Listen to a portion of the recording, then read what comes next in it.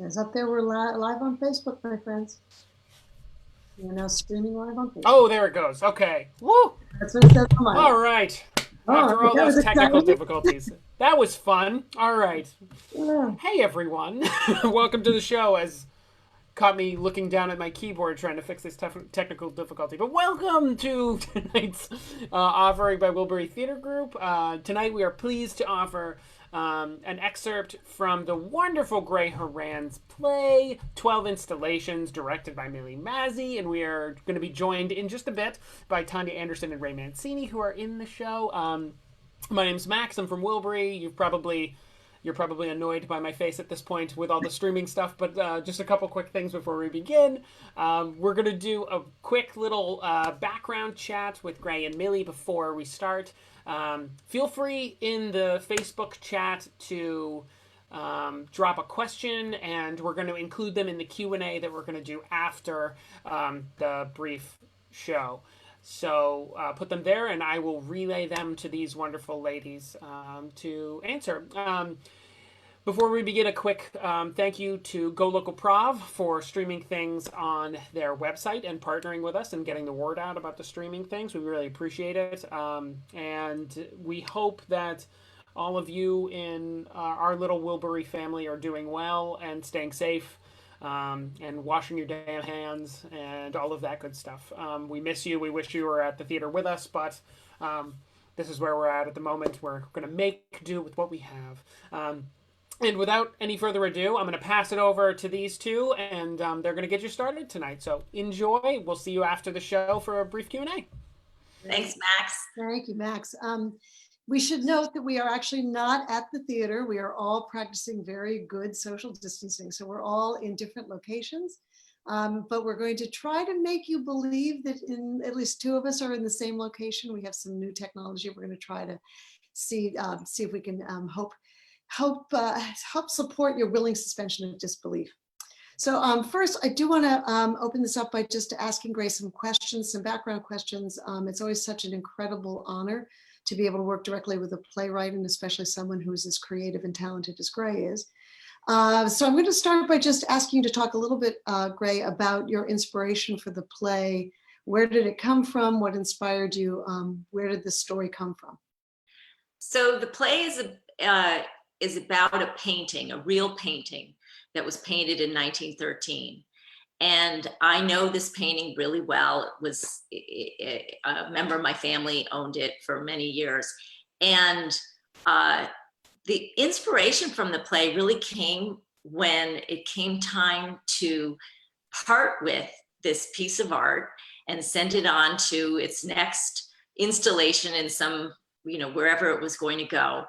And I loved this painting, and I wanted to sort of write like a little bit of a eulogy to having to part with this painting.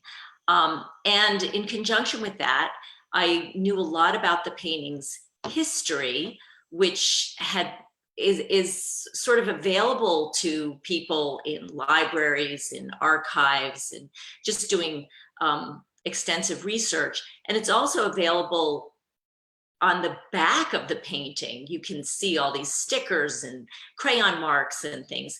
And so the scene we're going to see tonight, which is one of 12 scenes that sort of follow the trajectory of this painting for 100 years, is where I really started, but it takes place toward the end of the play. But it is really the heart of the play. And so that was my sort of inspiration.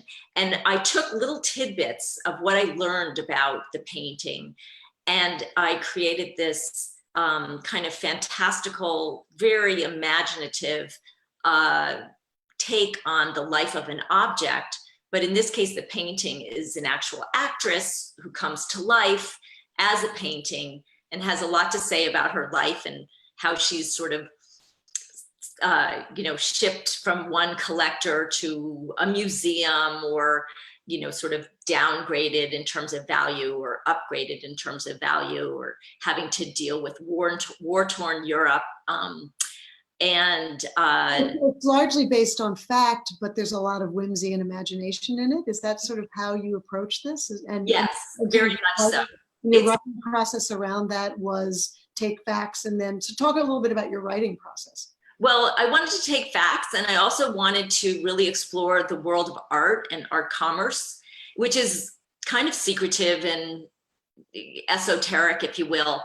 And so each one of these installations sort of deals with, you know, why a painting would move from one location to another, either to increase its value or because there's a debt that needs to be paid. And so this is an object of value that could then be used for it, or there's a divorce, or there's a death. Or there needs to be restoration. So all of these things move an object around. And so that's really what I want to explore. But is that often part of your process, where you take something that is a fact or a historical story or something that you like? Is that an inspirational piece for you to have something factual and then kind of create this world of imagination around it? I think so. I love history and I love researching, and that's kind of my jumping off point. So I always say I use the guardrails of history to kind of go crazy and create these plays that I feel really strongly. Not only do we get to enter a world that may be historic, but I'm always interested in entertaining the audience and keeping them laughing and engaged, but hopefully they get to enter a world and inhabit a world that they take something away from that. So that's an interesting sort of segue into a question I really want to ask you, which is that it feels to me like this play is really a very feminist play in a lot of ways, or at least it's very women-centric, very female-centric. It talks a lot about the inner life of this object, and then in the scene that we're going to see, there's quite a bit about what women go through in their lives. So can you talk a little bit about what you hope people will take away thematically or as a message? Is there a message? I mean, I know it's not an issue play, but what do you hope people are going to get from this? Yeah, well, I am interested in women and women's lives. And I mean, I do feel like, you need to write about what you know. But definitely in this play, La Parisienne, the portrait, is a metaphor for women as they go through life, what is their power and who holds power over them. I think that's definitely a theme in this play that's very explored. Yeah, absolutely. And I think that hopefully after we have shared this piece with people, there'll be some more exploration, some more conversation about that, because I think that is something that really resonates, certainly for me personally. I'm thinking now, before we get to the scene, that it would be great if you could provide a little bit more context for the scene. We're in installation number 9. So as you've mentioned, there have been 8 other places where this painting has traveled. So can you provide sort of a context for the scene, and maybe even as part of that preview, a little bit of what we're going to see and where we are in the world and what has happened right before this? Yeah, so before this, I would say one thing to keep in mind is that the scene we're going to see takes place in New York. She's about 50 years into her life, her odyssey. And in every scene, I have sort of a patron, an arbiter, and a looker. And in this particular scene, there are only 2 characters. And that's why we selected this scene out of the 3 scenes we were going to do at RISD Museum to try to do on this Zoom platform, because we're working with actresses in not only different locations, they're in different states.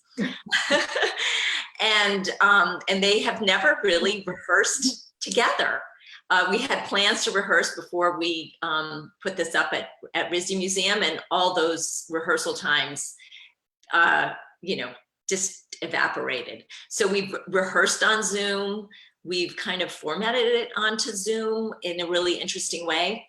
So here we have La Parisienne. She was created in 1913. She's a pretty significant work of art. She's painted by Robert Delaunay, who was a well-known modern artists, and definitely part of that whole circle in Paris. And she's gone to a very notable exhibit called Der Sturm in 1913, where she was actually rolled, and that was actually part of the painting. There were creases on the paint. There are little tiny creases on the painting that show that it was rolled. So she goes there. She's in war-torn Europe. She's sold to an American millionaire. She's put up at various museums to kind of inflate and enhance her cred, her street cred, if you will. And then she's sold to an oil magnate in Texas, and then there's a divorce. So here she's had this crazy life, and now she's kind of found this wonderful partnership where she's in a New York apartment. She's in this scene, I really explore what it's like for the harmony of an object of art, and then the connoisseur or the collector who collects them, and how you learn to live together with your objects. So we'll see in this scene, they're doing yoga. And that's kind of how I envisioned it. And she's not a real person. She's on the wall, but the actress is practicing yoga with her. And we watch this kind of, these two women really talk about how they're sort of both women of certain age. They're both, one is an actress, one is a portrait. So they're used to being looked at and objectified, and they're going to comment on that. That's great. I think that's a probably great segue into Yeah. the scene. So yes, we'll enjoy a wonderful scene. Thank you.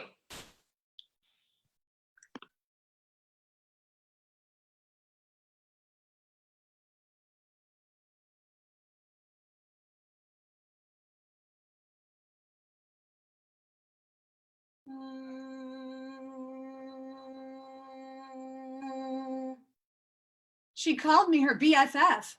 She led me on. I thought we were going to have a wonderful life together.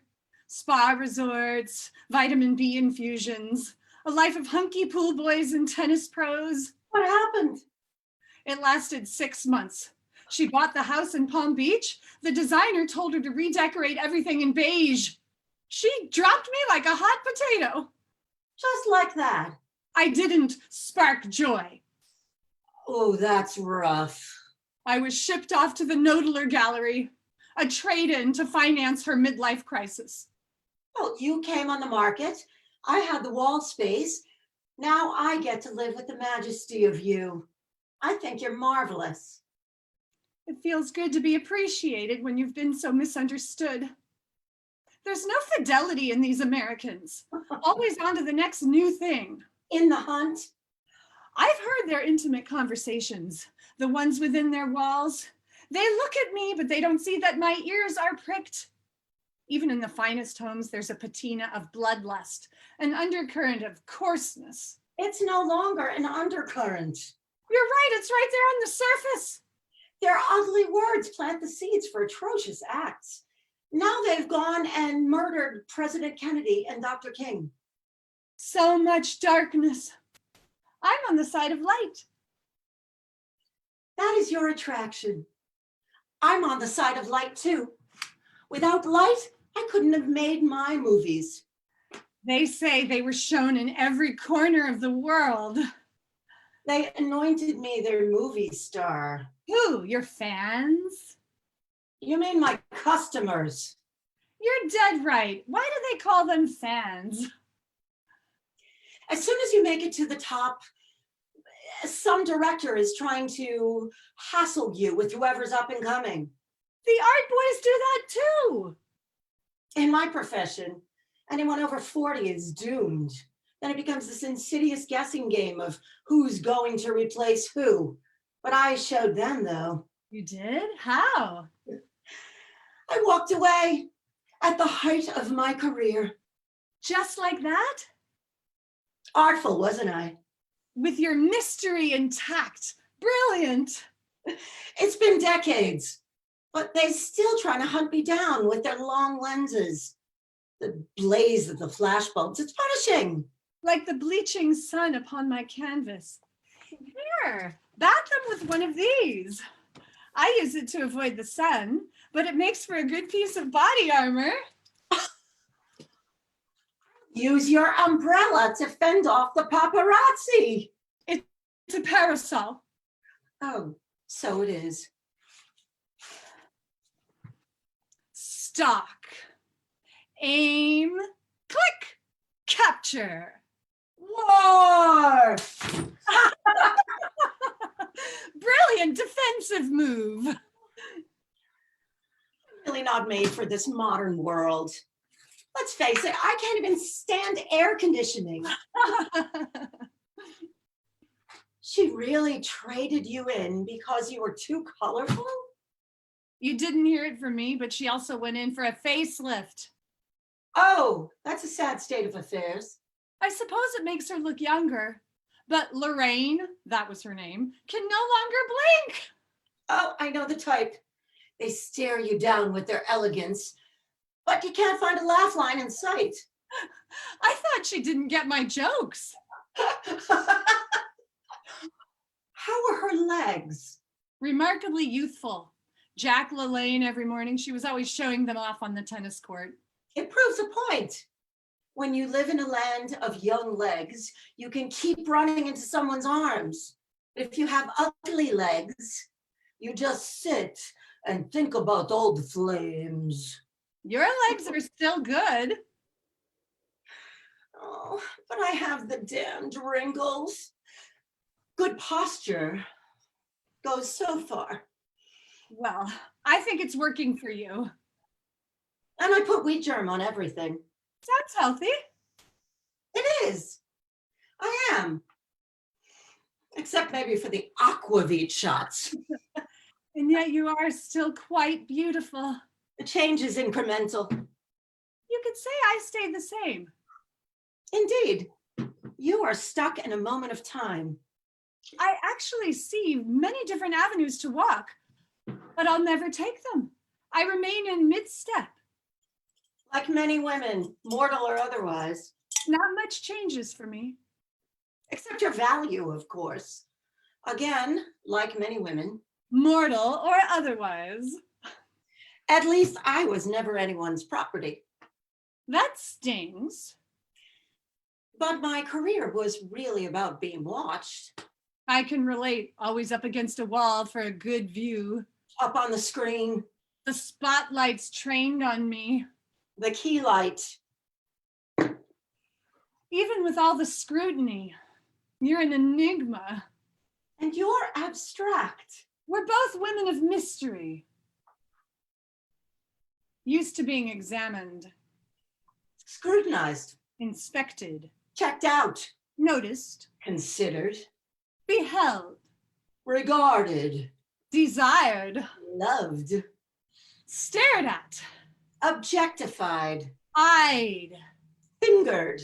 Touched. Oh. Mm.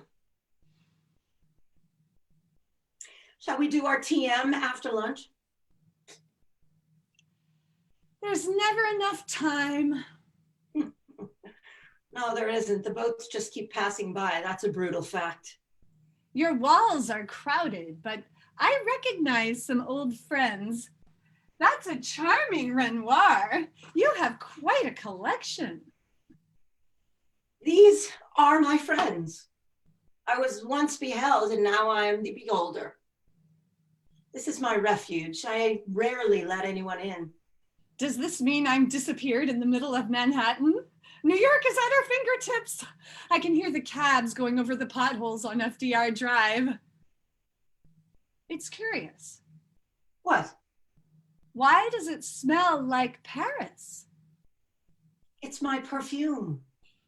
Arpège. Do you like it? Do I like it? It's the scent of promise. It's telling me I have good years ahead of me yet. I have a spectacular view of the river and... I make an excellent cocktail and we'll have intelligent conversation. You'll be my favorite. I am human. I am glorious. I am a natural wonder. I am contrived. That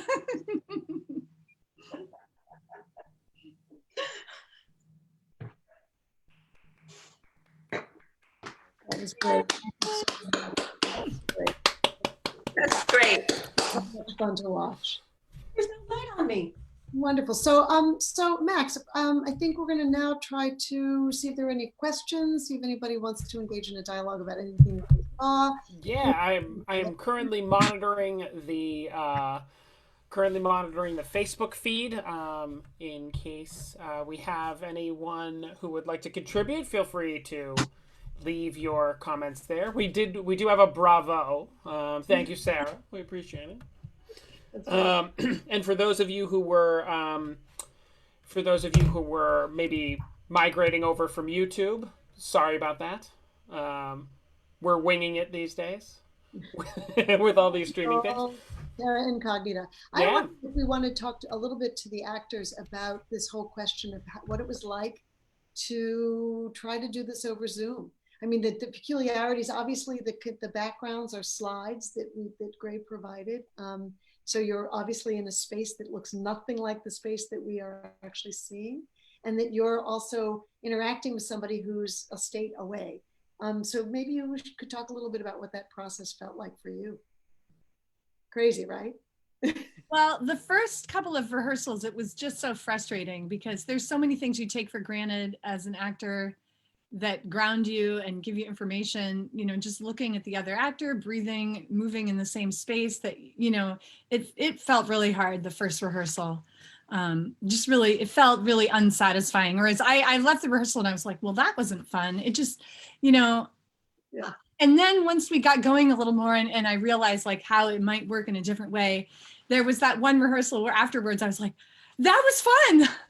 It was fun. And, it's just really different. It's a really different experience. You have to internalize so much more of what you think the other actor is, how the other actor is responding. Or after, Ray and I had several rehearsals where we just looked at each other. And so I could sort of remember the way Ray responded. But, there's things you have to do in your head that in a real room you don't have to do.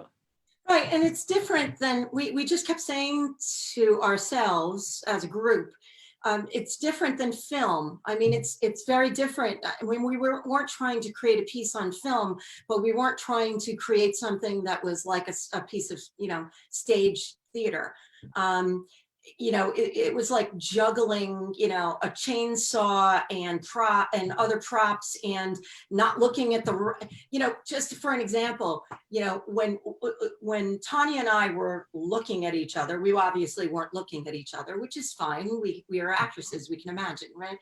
But looking at ourselves on the screen, I was actually facing in a different direction than what she sees me facing in. So we really were opposite of what we were doing, which made it really challenging. It was kind of a head game to play with that. Yeah. Sorry, go ahead. No, I was just going to say, I think the fact that we made that decision really early on, that we were going to make this be as close as we could in our imaginations to a piece of live theater and not be something that was intended to feel like a film. So we weren't playing things to the camera. You were playing things to a scene partner who wasn't there, but that we could see. I think that really shifted it shifted certainly what we ended up seeing as a final product, but it also shifted the entire way that you had to approach this process. So I'm sorry, Ray, I interrupted you, but for me, that first rehearsal when we made that decision and decided to try forging into this very strange territory, it changed all the rules of the game. Yeah. You're saying a lot of the same things that I was thinking. And I think that, fortunately, Tanya and I have worked together a bunch of times and, we didn't need to have of course, it's always wonderful to be in the same room with the actor you're working with, but we were able to work together enough on this that, this one scene took a lot of energy, right? Just to do the scene. And a lot of it was about the technical issues of what we were coping with. And then it was funny, as you know, we started setting up for tonight, and we'd been working in the same rooms and trying to, you know, set the conditions, but we were working in an entirely different time of day than we had been. So I had bright sun coming in the room, and then I blocked it off. And then I noticed when I came back on screen, I had no light on me, so you guys could see me. But you know, you got the gist. And I think it's just, it's this play is such a thing of, you know, a work of passion for those of us who have been involved with it recently. It's such an interesting topic, and I think it had this particular scene and the play in general, as Milly and Gray were talking about. It has so many of the common themes that women and have to deal with as actresses, as women in society. You know, separation and, you know, exclusion and being shut out of, you know, of opportunities. And we've loved playing with to think that these two women, the painting and the actress, would be able to have these kind of girlfriend moments, and that they would find this lovely peace together, you know, living together in this place. Was a lovely thought for us. That's great. Max, do you have anything that's come in, or I have more? Oh, you're muted. I'm muted. See, I'm still not even that great at this. So, yeah, we have a couple things that have come in. Elizabeth is asking, have either of you actresses, but I guess we can direct this to also Milly and Gray as well. Have any of you seen performances or pieces of work on Zoom that have been particularly inspiring, or have given you ideas, given our current situation?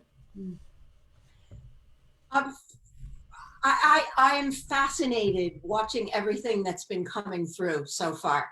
I've seen some great things that have happened and some great experiments, and I've seen some miserable failures as well. And I think it's a guessing game at this point. I think it's going to be a lot of experiment, and it's very exciting. I hope we don't always have to work this way, you know, but it is what it is for now, you know.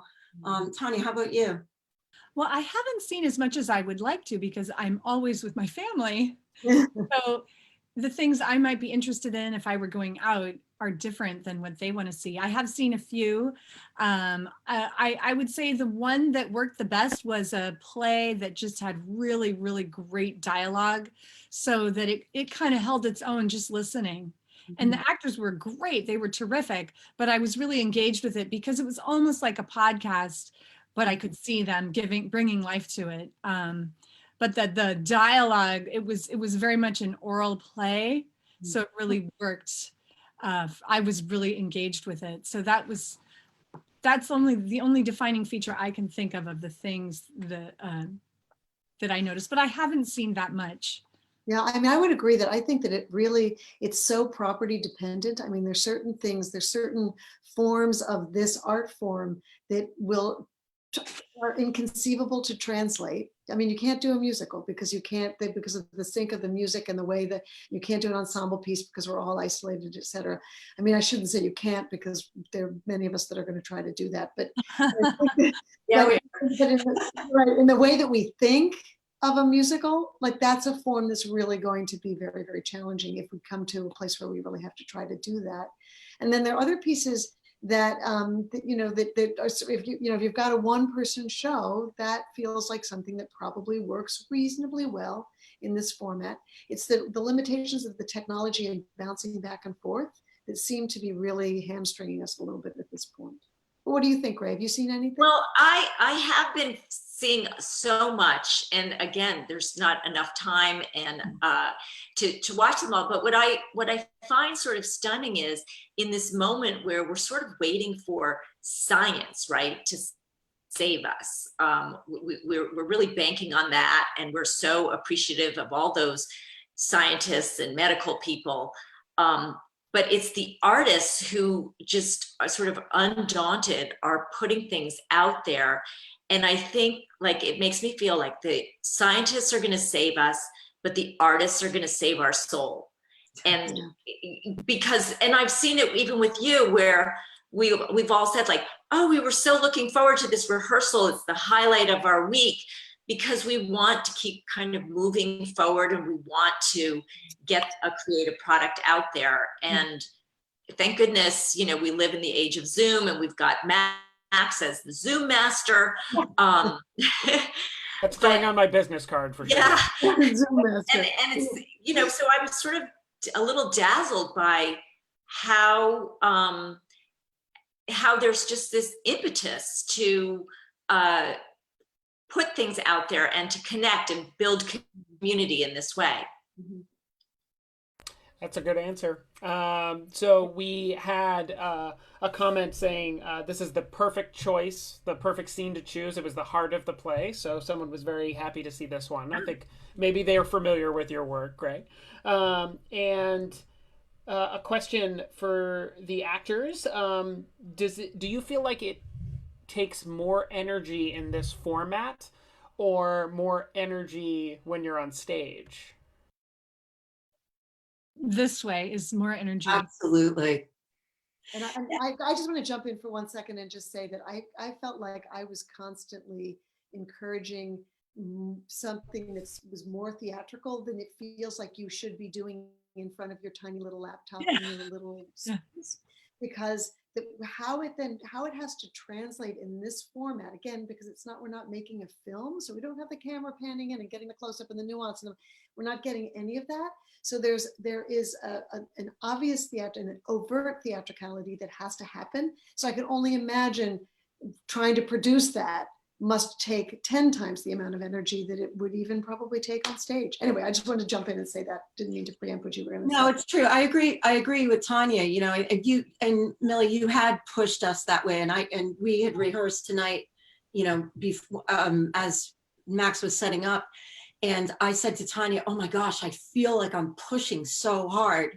You know, and I think part of it is that you know, I'm trying to find that balance, but also not having an audience to draw from is, and you know, Tanya's probably done some film things. I have, you know, and TV and stuff, and you know, commercials.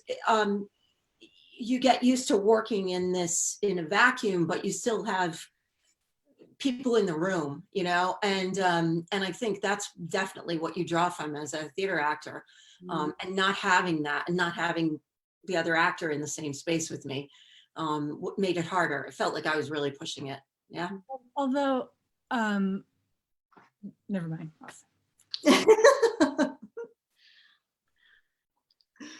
And so we commented a little bit about this, about how we're restricted to a smaller space and the digital environment. We got a couple comments about how lush and beautiful the backgrounds look behind Ray and Tanya. We should put out that these are not their actual homes. Yeah. This is part. It's really my style, don't you think? So these are virtual backgrounds. But where do we want to talk about where these came from? Yeah, so I mean, really, Max, they came from you. You had this bright idea of like, what can we put behind the actors? Like, would it work with their movements? And that took a little adjustment in itself. But the backgrounds that both of the actresses have are the actual living room that the painting was in circa 1990. And you can see up behind Ray's head right now. Can't we see La Parisienne? Yeah, that's La Parisienne. It's a big one. Okay. So that was pretty cool, the pretty neat touch. And that also, you know, we're thinking that Zoom is so limiting, but in some ways it is enabling. Like I envisioned this whole play as something that would be rather nimble. There's one thing we didn't mention was there's one actor who plays La Parisienne, and then like the Ray would be playing about 9 different characters during the play, or 12 different characters during the play. And there are 2 other actors who also would be playing. So a total of 27 characters that are constantly changing with each scene. And so I sort of conceived it as this really minimalistic, nimble piece, and never really thought about trying to reproduce the actual settings that this painting travels through. But in Zoom, you can do that. So that's amazing.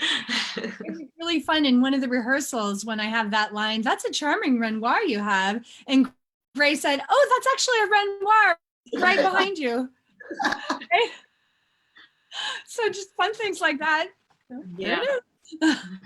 That is kind of neat. Along the to follow the painting track, what's it like to play a painting? Well, I guess I just approached it like any character, because the suspension of disbelief is already written into the script. So, you know, she's colorful, and like it really helped when we started playing it a little bigger, right? When Milly had given us that direction to go in, because I think she is larger than life, and she's deeply truthful, but also has an element of, not cartoon isn't the right word, but that larger than life burst of energy. So I guess it's so different than it would be in the physical space, where you would have all kinds of fun playing with physicality of how does this character move as a painting, that we couldn't really explore in this format. So I think my experience within the Zoom format was very much like it would be in any scene with any character. That's great.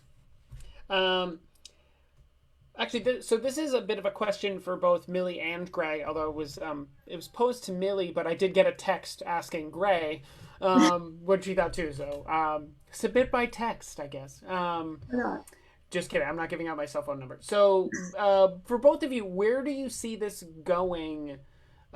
We can say in the near future, because who knows where it's going to go from here on out. But Milly, do you see yourself? Do you have any plans for this as a director? And Gray, do you have any plans for this as a playwright? Like, for instance, are we going to see more scenes on Zoom? Maybe we'll get the rest of them sometime soon if you're up for it. So some people are wondering about that. Well, I mean, for me, this was a fascinating toe in the water of the technology. We've already had some experience with the play because we've done a couple of readings. We were gearing up to do this really wonderful, what Gray has been calling micro performance over at the Grand Gallery at RISD. And we had this really great vision for how that was going to get staged. And it was ironically going to be sort of the antithesis of this, in that it's in a gigantic space and it had to be extremely physical. And that the idea of filling that room and playing in that room and having these enormous portraits, actually, of, one looks like a Gainsborough, although I don't think it is, and one is, a John Singer Sargent, or one of these other, very, very staid, huge portraits of women. And to be playing this scene in that environment would have been, hopefully, and it will be at some point when we do it in the future, but it would have been a very, very different approach. So to do this and then kind of backtrack and think about, well, so then what do we do if we're in this format for the foreseeable future? Then I could absolutely see attempting to impress upon these women again to join us and to do a couple of other scenes that we'll have to pretty carefully select, but that I think are doable.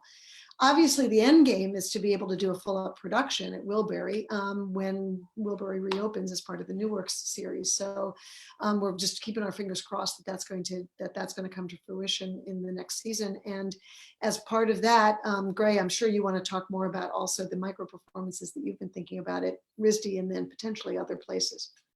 Yeah, so it's definitely written for a traditional theatrical setting, but because this is a play about art, I just have always felt that it would be so interesting to take it to different art spaces, like museums or art galleries, or even art festivals or fairs, where the play could have a very sort of singular life responding to its environment.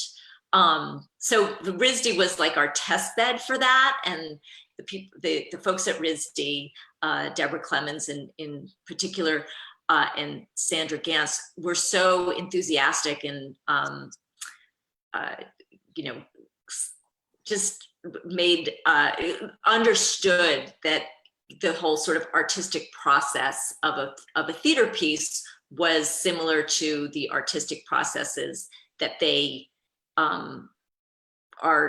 is their mission at RISD Museum, that there was a great parallel. So this was really an appropriate, kind of fit for them. So we're hoping to bring it to some other places eventually to have that kind of performance. But I do think like the whole notion of having it in a theater, seeing, is a wonderful, goal as well. Someone's also wondering if you would ever consider taking it to an auction house. Oh yes, absolutely. They have great spaces for this, and they are always looking for interesting, entertainment vehicles. So yes, I think it would be really great to take her to an auction house. That's great. And someone commented, "Where's the snowman?" I think does that come somewhere else in the play? Or that's funny. There was like a plastic snowman in the room, but no, it's not in the photograph. Who's that from? Must be one of your friends. Somebody who knows you well. And I just like some of the other scenes in this play are very funny. It's one of the interesting things, because it's 12 completely different setups that Gray, you have just beautifully explored, going from different tones. So some of them are very broadly funny, very like a broad style of humor, and some of them are quieter. Like this scene is a little bit more, it's a little bit more intimate, and it's a quieter style of scene. And I just think that that's really fun in terms of being a piece that is very entertaining. Yeah. That's an interesting point, because I think that one of the things that was so interesting about doing this piece, and Gray and I talked quite a bit about it, is there is so much about this play that's whimsical and that's sort of fantastical.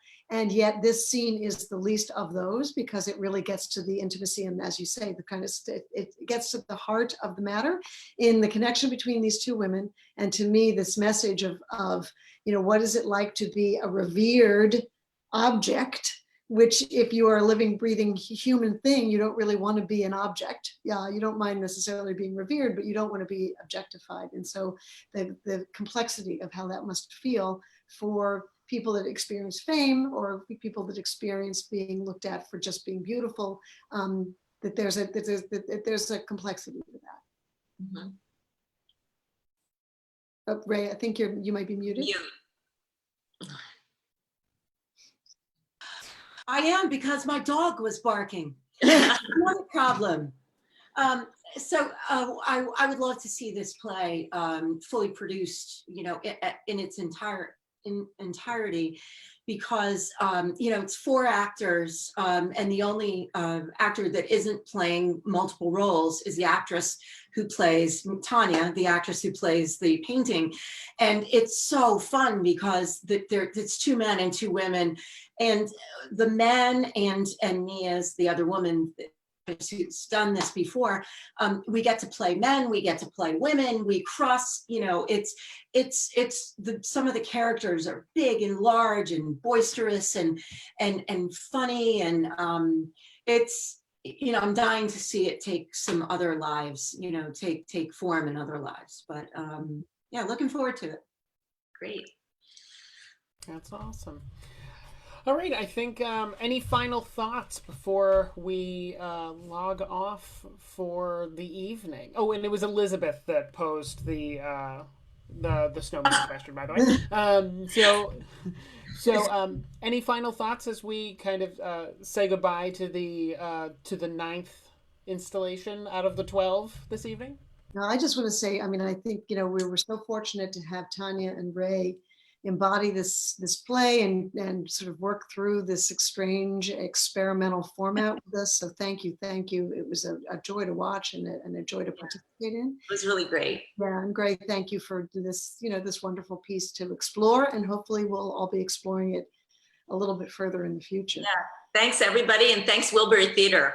Yes, and thank you for letting us have the opportunity to explore in this way too. It's been really great, something to look forward to and work on here. And it's created a lot of other ideas, which is really what art should do, Mm-hmm. Great. Thanks, everybody. So thank you all for watching tonight, and for those of you who submitted questions, and we hope you enjoyed it. Please click over to the wilburygroup.org/support, and if you enjoyed what you saw, drop us a little donation. We'd appreciate it. It'll help us do more stuff like this as we move forward through this collectively. So again, thank you, Milly. Thank you, Gray. Thank you, Ray. Thank you, Tanya. We appreciate it so much. This was awesome to do tonight. And for those of you tuning at home, stay safe, take care, wash your damn hands, and we'll see you on Friday for another stream with Marcel and their show. So take care, everyone. Thanks. Bye. Okay, thank you.